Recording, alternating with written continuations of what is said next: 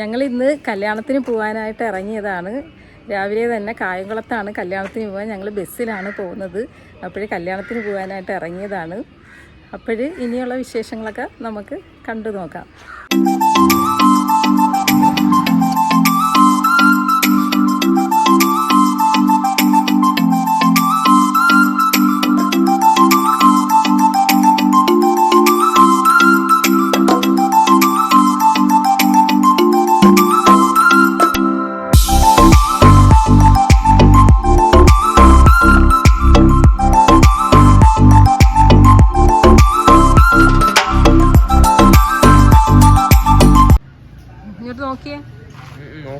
നോക്ക്, ഞങ്ങളെല്ലാവരും കൂടി ബസ്സിൽ പോകാനാണ് പ്ലാൻ ഇട്ടത്. ഇത് കൊല്ലം പള്ളിമുക്കാണ്. അവിടെ നിന്ന് ബസ്സിൽ കയറി പോകാനാണ് പ്ലാൻ ഇട്ടിരിക്കുന്നത്. അങ്ങനെ ഞങ്ങളെല്ലാവരും കൂടി വന്ന് ബസ് കാത്ത് നിൽക്കുകയാണ്. ബസ് കാത്ത് നിന്ന് ലാസ്റ്റ് ഞങ്ങൾ ഒരു 3/4 മണിക്കൂറോളം നിൽക്കേണ്ടി വന്ന്. അപ്പോഴാണ് ബസ് വന്നത്. അതോടുകൂടി ബസ്സിൽ പോകാനുള്ള ആഗ്രഹവും ഇല്ലാതായി. അങ്ങനെ ബസ്സിൽ കയറി ബസ്സിൻ്റെ ടിക്കറ്റൊക്കെ എടുത്തു.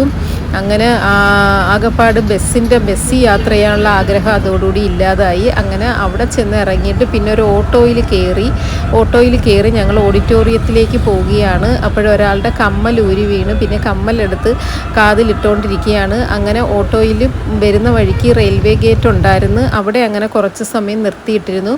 അങ്ങനെ ട്രെയിൻ പോകുന്നു. അപ്പോഴാണ് ശ്രദ്ധിച്ചത് കള്ള് ഷാപ്പ്, റെയിൽവേ പാളത്തിൻ്റെ അടുത്തൊരു കള്ള് ഷാപ്പ്.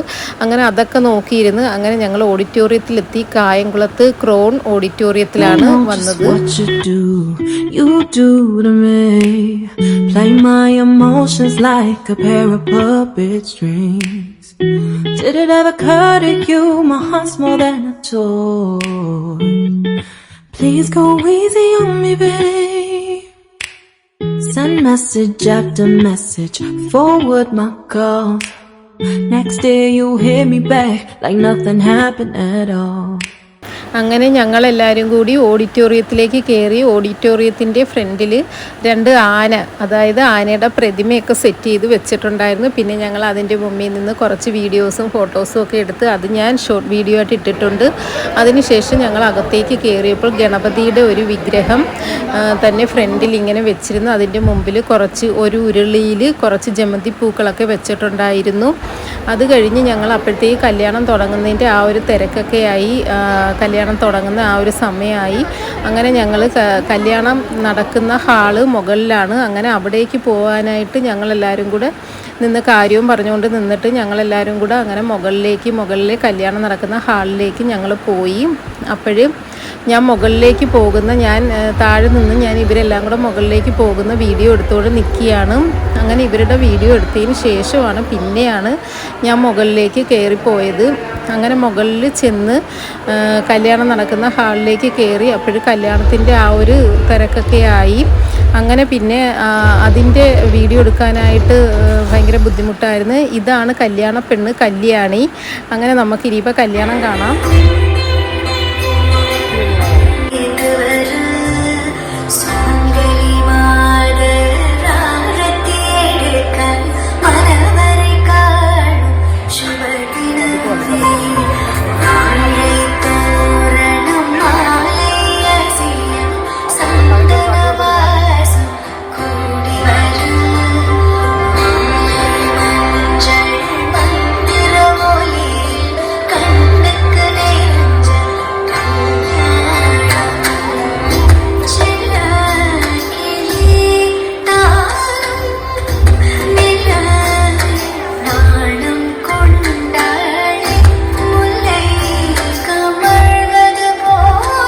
കല്യാണത്തിന്റെ വീഡിയോ എടുക്കാൻ പറ്റാത്തത് കൊണ്ട് എനിക്ക് ഒരാൾ അയച്ചു തന്നു. ആവണിത്താലങ്ങളേന്തി രാഗതാളം തുടിക്കുന്ന രാവിൽ രാജകുമാരിക്കും ഗോപകുമാരനും മാംഗല്യമായി പന്തലിട്ട് പൊന്നേഘം കണ്ണെഴുതി കാർമേഘം പൊട്ടു തൊട്ട് പൂത്താരം കെട്ടി മിന്നാരം വന്നായിരത്തിരിമാല ചാത്തിയ കല്യാണമായി. അങ്ങനെ കല്യാണമൊക്കെ കഴിഞ്ഞ് സാധാരണ കല്യാണം കഴിയുന്നുണ്ടെങ്കിൽ നമ്മൾ കാണുന്ന ഒരു കാര്യം എന്ന് വെച്ചാൽ കുറേ ആൾക്കാർ ഊണ് കഴിക്കാനായിട്ട് ധൃതിപ്പെട്ട് ഓടുന്ന കാണാം. പിന്നെ കുറേ ആൾക്കാരെന്ന് പറഞ്ഞാൽ ഇങ്ങനെ കല്യാണം കഴിയുന്ന ഉടനെ എണീറ്റ് എല്ലാവരടുത്തും സുഹൃത്തുക്കളടുത്തും ബന്ധുക്കളടുത്തും എല്ലാവരടുത്തും വിശേഷം ചോദിപ്പും കാര്യം പറച്ചിലും തിരക്കി നടക്കലും എല്ലാമാണ്. അങ്ങനെ കുറേ ആൾക്കാർ പിന്നെ സ്റ്റേജിലാണെങ്കിൽ വീഡിയോഗ്രാഫിയും ഫോട്ടോഗ്രാഫിയും എല്ലാവരുടെയും ഫോട്ടോ എടുപ്പും വീഡിയോ എടുപ്പും അങ്ങനെ കുറച്ച് തിരക്കുകളൊക്കെയാണ്. പിന്നെ അവിടെ ഗാനമേള നടക്കുന്നുണ്ടായിരുന്നു. അപ്പോഴും ഞങ്ങൾ കുറച്ച് നേരം അത് കണ്ടുകൊണ്ട് നിന്നു.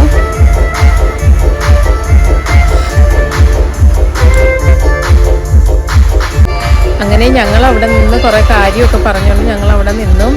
അത് കഴിഞ്ഞ് ഞങ്ങളും പിന്നെ സ്റ്റേജിലേക്ക് പോകാമെന്ന് വിചാരിച്ചു. ഫോട്ടോ എടുക്കുന്നതിനൊക്കെ ആയിട്ട് എല്ലാവരും കിടന്ന് വിളിക്കുന്നു. അങ്ങനെ ഞങ്ങളും സ്റ്റേജിലേക്ക് പോയി. അവിടെ വീഡിയോയും ഫോട്ടോ എടുക്കുന്നതിൻ്റെ ഭയങ്കര തിരക്കായിരുന്നു. എല്ലാവരും വന്ന് ഓരോരുത്തർ മാറുമ്പോൾ ഓരോരുത്തർ എടുക്കുന്നു. അങ്ങനെ പിന്നെ ഞങ്ങളും കയറി നിന്നു. കല്യാണ പെണ്ണും ചെറുക്കനുമായിട്ടുള്ള വീഡിയോ എടുക്കുകയായിരുന്നു. പിന്നെ ഞാനും അത് കുറച്ചെടുത്തു. ഇടരാതെ ഞാൻ കയ്യിൽ കൈ ചേർക്കവേ മയിൽപ്പീലി പാളും പോലെ നോക്കുന്നുവോ തണുപ്പാതെ മെല്ലെ ചേർക്കും നേരത്തു നീ വിറയ്ക്കുന്നു മെയ്യും മാറും വേറെന്തിനോ ആശിച്ചു ഞാൻ തോരാത്തൊരീ പൂമാരിയിൽ മൂടട്ടെ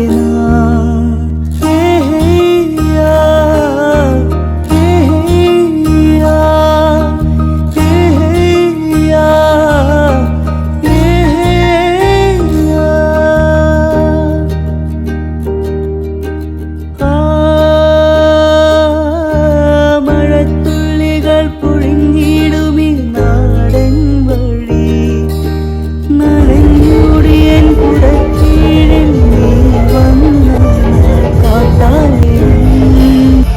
ഈ വീഡിയോ എടുപ്പിനും ഫോട്ടോ എടുപ്പിനും ഒരു അവസാനമില്ലെന്നാണ് തോന്നുന്നത്. അങ്ങനെ ഞങ്ങൾ പിന്നെ താഴേക്ക് വന്ന് സദ്യ കഴിക്കാനായിട്ട് താഴേക്ക് വന്നു. അങ്ങനെ സദ്യ കഴിക്കാനായിട്ട് എന്തായാലും സീറ്റ് ഉണ്ടായിരുന്നു. അങ്ങനെ ഞങ്ങൾ സീറ്റ് പിടിച്ച് ഞങ്ങൾ കയറിയിരുന്നു ഊണ് കഴിക്കാനായിട്ട്. ഞങ്ങളെല്ലാവരും ഇരുന്നു. അപ്പോഴവിടെ സദ്യ എല്ലാം വിളമ്പി വെച്ചിരിക്കുകയായിരുന്നു. അങ്ങനെ ഞാനാണെങ്കിൽ ഈ വീഡിയോ എടുക്കുന്ന കണ്ടുകൊണ്ട് പിന്നെ അന്നേരം ആ വിളമ്പിക്കൊണ്ടിരുന്ന ചേച്ചി എന്നോട് പറഞ്ഞതാണ് ഊണ് കഴിക്ക് വീഡിയോ എടുത്തുകൊണ്ടിരിക്കുക അത് ഊണ് കഴിക്കുന്നു. അങ്ങനെ ചോറും പരിപ്പ് പപ്പടം അവിയൽ തോരൻ പച്ചടി കിച്ചടി സാമ്പാർ അങ്ങനെ എല്ലാം കൂട്ടി ഞങ്ങൾ ചോറുണ്ടു. അതിനുശേഷം പിന്നെ ബോളിയും പിന്നെ എന്തുവാ പായസവും എല്ലാം കൂടെ ആയിട്ട് കഴിച്ചപ്പം തന്നെ മത്ത് പിടിച്ചതുപോലെ ആയി.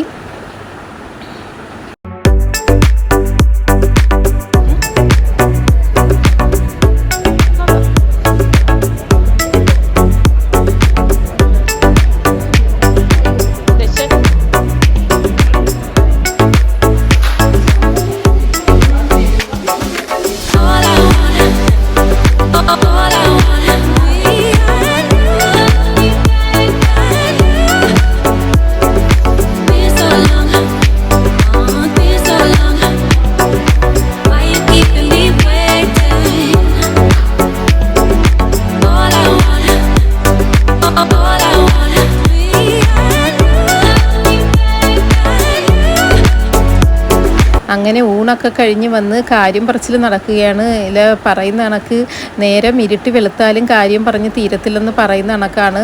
നമ്മളെ ബന്ധുക്കളെയും സുഹൃത്തുക്കളെയും എന്ന് വേണ്ട എല്ലാവരെയും കാണുമ്പോഴത്തേക്ക് പണ്ടത്തെ കാര്യങ്ങളും പിന്നീടുള്ള കാര്യങ്ങളും ഒക്കെ പറഞ്ഞ് സമയം പോകുന്നത് പോലും അറിയത്തില്ല. എത്ര പറഞ്ഞാലും തീരത്തില്ല. ഇന്ന് പറഞ്ഞ് നാളെ പറഞ്ഞ് എത്ര സമയം പറഞ്ഞാലും തീരത്തില്ല. അങ്ങനെ ഒരവസ്ഥയാണ്. അങ്ങനെ പിന്നെ അതെല്ലാം കഴിഞ്ഞ് പിന്നെ പിള്ളേരെ ഒന്നും കാണുന്നില്ലായിരുന്നു. പിള്ളേരെ കാണുന്നില്ലടേ. അങ്ങനെ ഒരാൾ തിരക്കി നടന്ന് മോളിൽ പോയൊക്കെ നോക്കിയിട്ട് വരുമ്പോഴത്തേക്ക് ബാക്കി രണ്ടുപേരും കൂടെ ലിഫ്റ്റിൽ നിന്ന് ഇറങ്ങി വരുന്നു. അങ്ങനെ പിന്നെ എല്ലാവരും കൂടെ തിരിച്ചു പോകുന്നതിൻ്റെ പ്ലാനിങ്ങാണ്. ബസ്സിൽ പോകണോ അതോ ട്രെയിനിൽ പോകണോ എന്നുള്ള ആലോചനയിലായിരുന്നു. ഇങ്ങോട്ട് ബസ്സിൽ വരാനുള്ള ഭയങ്കര ആഗ്രഹമായിട്ട് വന്നിട്ട് ഇപ്പം ബസ് യാത്ര മതിയായി. അങ്ങനെ ഇനിയിപ്പം തിരിച്ച് ട്രെയിനിൽ പോകാമെന്ന് തീരുമാനിച്ചു.